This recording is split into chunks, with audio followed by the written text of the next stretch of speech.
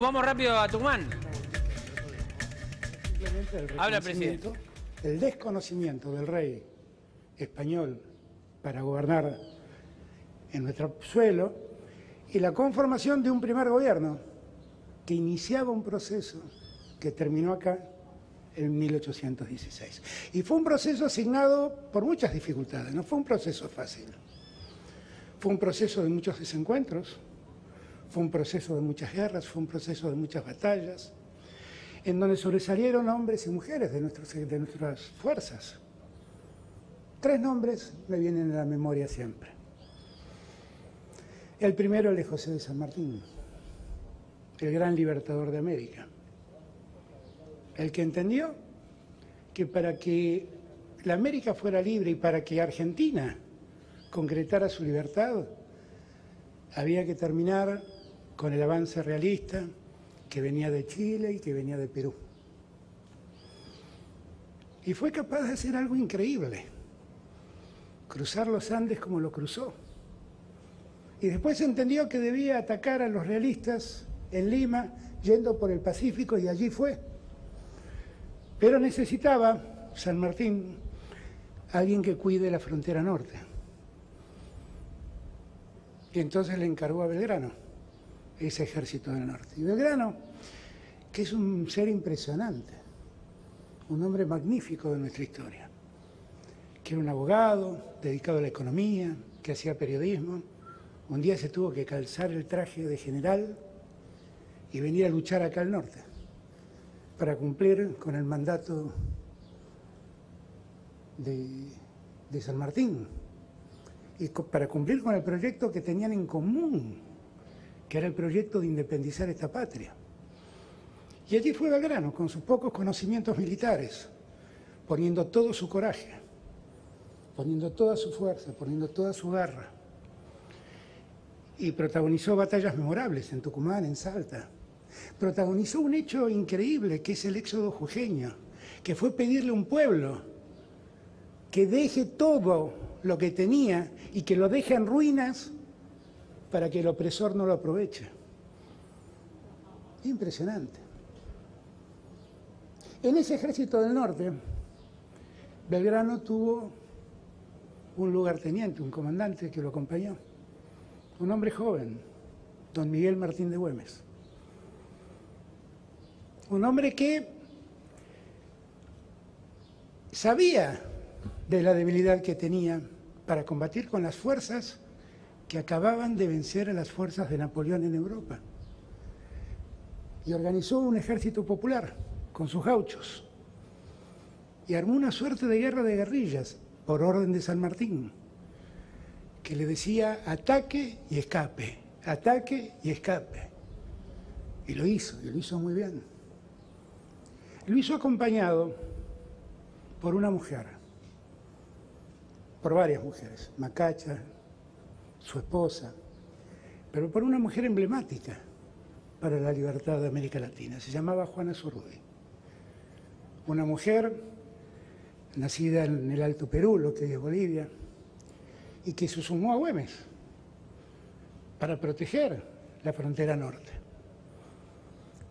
En unos días, el 12 de julio, si no me equivoco, conmemoramos el Día de la Hermandad entre Bolivia y Argentina. Y lo hacemos porque ese día coincide, si yo no me equivoco, con el natalicio de Juana Zurduy. Eran tiempos donde bolivianos y argentinos luchábamos por liberar la patria grande. Y déjenme una dispensa solamente, que es pedirle disculpas al pueblo de Bolivia, porque un gobierno argentino haya mandado armamento para parar la protesta de un pueblo que se levantaba contra un golpe militar. Y es casi irónico que tengamos que enfrentar el Día de la Hermandad de Bolivia y Argentina noticiándonos de semejante locura. Pero bueno, La Argentina de aquel entonces también tenía parte de esas locuras, ¿no? Y había una élite en Argentina que no quería que le fuera bien a Güemes, que no quería que le fuera bien a San Martín, que no quería que le fuera bien a Belgrano. En algún momento lo mandaron a Belgrano a defender las costas del Paraná y del río Uruguay, temiendo que entraran por la banda oriental del Uruguay, y lo mandaron, pobre, sin ningún esfuerzo, sin ninguna fuerza real. Y allí fue y defendió. Y lo hizo bien. Cuando yo veo ese pasado y veo lo que fueron capaces de hacer esos hombres y mujeres, digo, ¿cómo no vamos a ser capaces nosotros? Porque esos hombres y mujeres solo tenían adversidad enfrente. Solo tenían que luchar, pelear, sin claudicar. ¿Alguien pensó alguna vez que los que declararon la independencia en aquel salón sintieron angustia? La angustia paraliza. Ninguno de los que estuvieron allí estaban paralizados. Estaban llenos de coraje, estaban llenos de fuerza, estaban llenos de convicciones. Tenían la certeza de que debían ser libres. Seamos libres, lo demás no importa nada, decía San Martín. Y así construyeron una libertad en unidad. Cuando Estanislao López en algún momento flaqueó y sintió que sus fuerzas no alcanzaban, San Martín le escribió y le dijo: siga adelante, general, o brigadier, creo que era Estanislao López. Sigue adelante. Estamos unidos. Y unidos somos invencibles. Y tenía razón San Martín. Tenía razón. Mucha razón tenía. Y cuando yo miro el presente, me doy cuenta que la historia, será que aquello que Nietzsche dice, que la historia es cíclica y se repite, que la historia se repite. Y que hay muchos que no quieren que seamos libres, seamos soberanos, tengamos independencia, que hay muchos que no quieren, que hay muchos que siguen pensando en una patria para algunos, pero la patria no es para uno. Los constituyentes, cuando declararon la independencia, no hablaron de mí, hablaron de nosotros. Así empieza el preámbulo. Nos, los representantes del pueblo de la nación argentina, nosotros decidimos nuestra libertad y nos enseñaron que la libertad no es un acto individual, porque la libertad entendida como un derecho individual es un tremendo acto de egoísmo. La libertad es un acto colectivo. Lo que garantiza la libertad es precisamente vivir en una sociedad libre, autónoma, independiente, capaz de construir su propio futuro, de garantizar su propio destino. Aquellas palabras de la Constitución siempre me vienen a la memoria, porque esos hombres y mujeres maravillosas de aquel tiempo pelearon como fieras para darnos a nosotros el derecho de ser un país libre. La Argentina hoy tiene otros combates, tiene otras batallas. Lo ha dicho con mucha elocuencia el gobernador, que es mi amigo. Y le agradezco su cariño y su amistad. Pero la verdad es que estamos atravesando un tiempo único para la humanidad, que es este tiempo de pandemia, que, como bien ha dicho el gobernador, que además es médico, no es algo que ocurre habitualmente, ocurre excepcionalmente en el mundo y nos tocó este tiempo. Y es un tiempo claramente frustrante, porque nos impide hacer un montón de cosas. Yo pienso en los jóvenes y entiendo lo que deben sentir por no poder asistir al colegio regularmente, no poder abrazarse con sus amigos, no poder ir a un recital, no poder ir al cine, no poder ir a ver un partido de fútbol. Yo todo eso lo entiendo. Y no saben cómo entiendo, porque he sido joven y me gustaba hacer todo eso. ¿Cómo entiendo el padecimiento que ellos pasan? Pero me gustaría que entiendan y reflexionen conmigo que este tiempo de privación es para que disfruten su vida de aquí en adelante, para que no le arrebaten la vida hoy, para que no le arrebaten la vida de sus afectos hoy. Tenemos que hacer todo esto para que el resto de la vida de nuestros jóvenes estudien, trabajen, vayan a recitales, toquen la guitarra, se junten con sus amigos, amen a sus novias, amen simplemente. Es un tiempo muy difícil, pero tenemos que pasarlo así para alcanzar el futuro.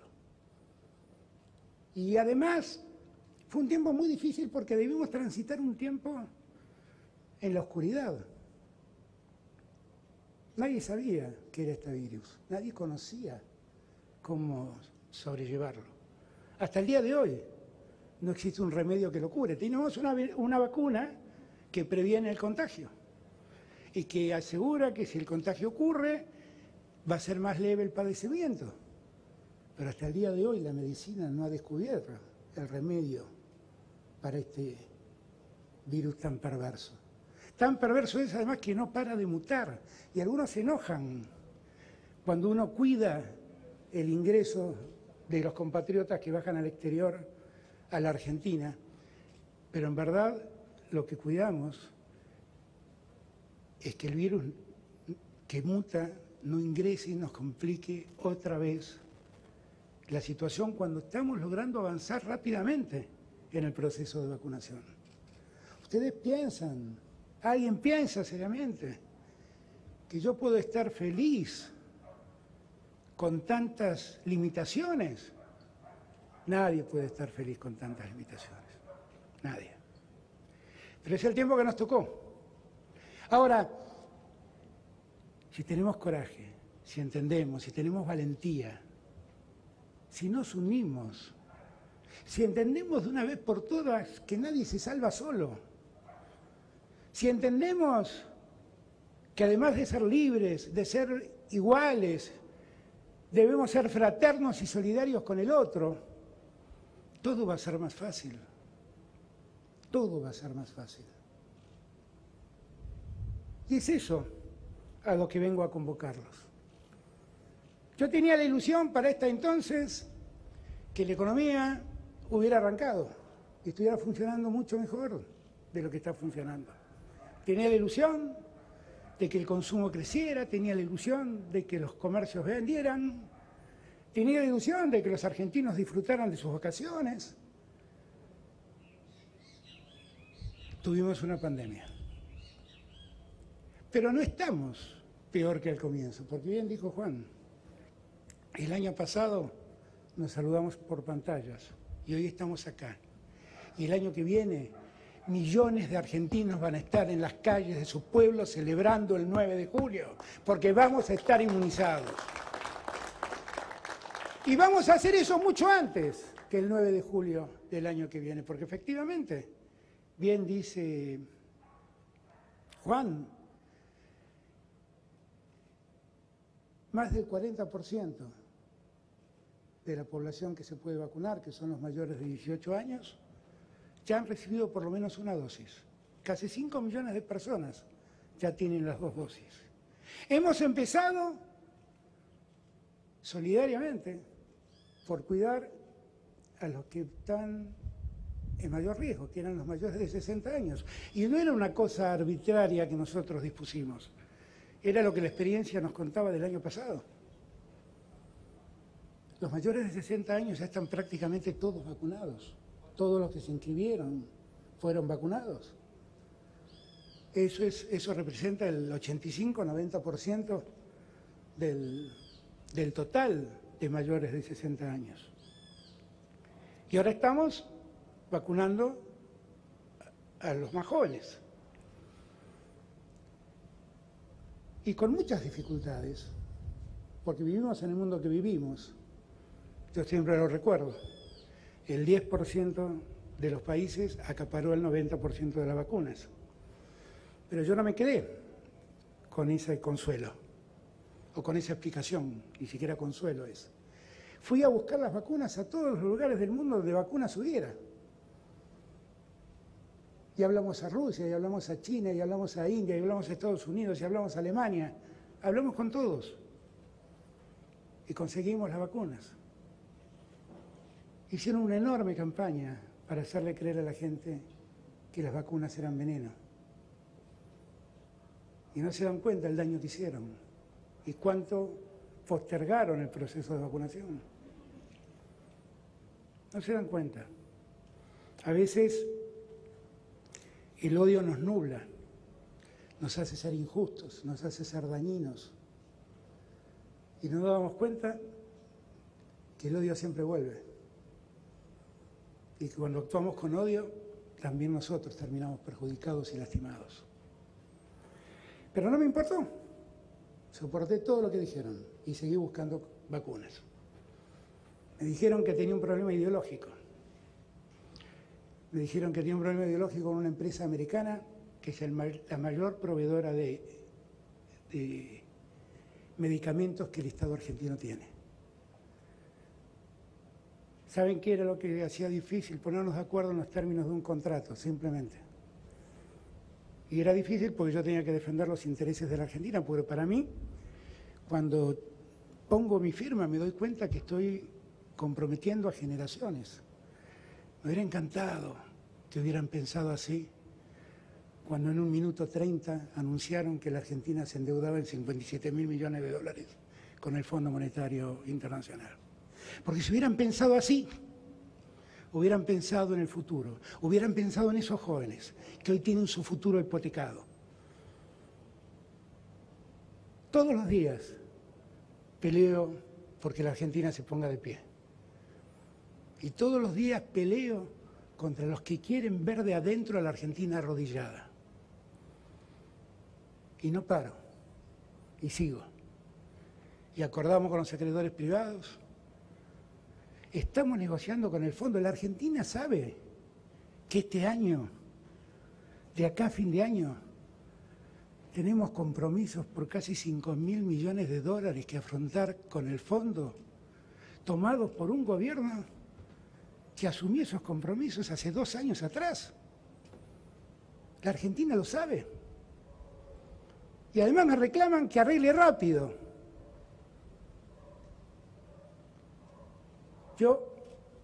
Mi modelo no está en los que mandan balas de goma a Bolivia. Mi modelo siguen siendo San Martín, Güemes y Belgrano.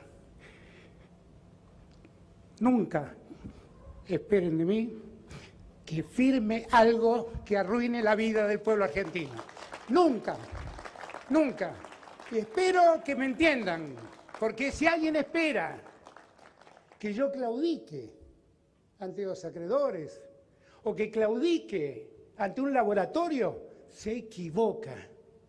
No lo voy a hacer. Antes me voy a mi casa. Porque no tendría realmente cara para entrar en esa sala si hiciera algo semejante. Yo los invito a todos que cuando siembran desesperanza, recuerden a nuestros próceres. Recuerden a nuestros padres. Los que hicieron también la Argentina, porque además de todos esos nombres, la Argentina está llena de héroes anónimos, que no están en los libros de historia, pero están en nuestro corazón, están en nuestro afecto. Todos tenemos un abuelo que vino y construyó su vida y su familia en esta patria. Todos. Y ese es un héroe también. Todos tenemos un emprendedor, todos tenemos un empresario que arriesga su capital y da trabajo. Cuando venía para acá, un señor me gritó, lo escuché desde el auto: Alberto, necesito trabajo, me llevo tu demanda, sé que hay millones de argentinos que necesitan trabajo y voy a trabajar incansablemente para que todos tengan trabajo en la Argentina y para que todos tengan un trabajo digno en la Argentina. Y cuando quieran convencerlos de que no hay futuro, y cuando quieran convencerlos que han nacido en un país que no merece ser vivido, acuérdense de San Martín, acuérdense de Güemes, acuérdense de Belgrano. A los jóvenes, ¿saben cuántos años tenía Güemes cuando peleó en las invasiones inglesas? Era un veinteañero. ¿Saben que Belgrano hizo todo esto? Que luchó en las invasiones inglesas cuando era un treintañero, y siendo un treintañero fue miembro de la primera Junta de Gobierno. Y con 40 años se lanzó a una aventura personal que era llevar adelante el Ejército del Norte. ¿Saben cuántos años tenía San Martín cuando luchó en San Lorenzo? ¿O con qué edad encaró el cruce de los Andes? Todos jóvenes, llenos de coraje, convencidos de que la patria existe, convencidos de que la patria es el otro, convencidos de que la patria somos todos. Que no nos confundan más. Somos un país extraordinario, que tiene un pueblo maravilloso, que se cayó y se levantó 1000 veces, muchas veces, porque los hicieron tropezar los que gobernaban, asumiendo compromisos que después el pueblo debía pagar con sacrificio. Tenemos la puerta de salida, es la vacunación. No voy a parar hasta que esté vacunado el último argentino.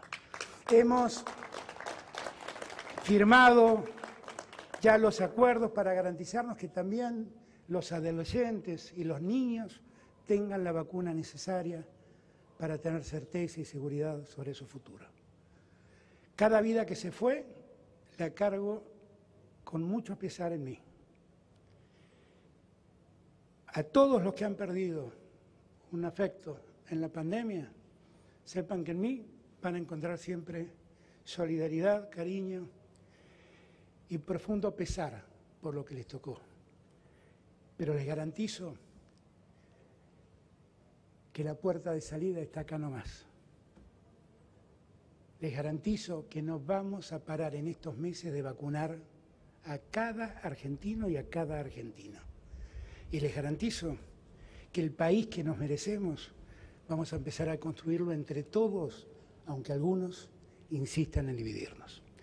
¡Feliz Día de la Patria! ¡Viva la patria!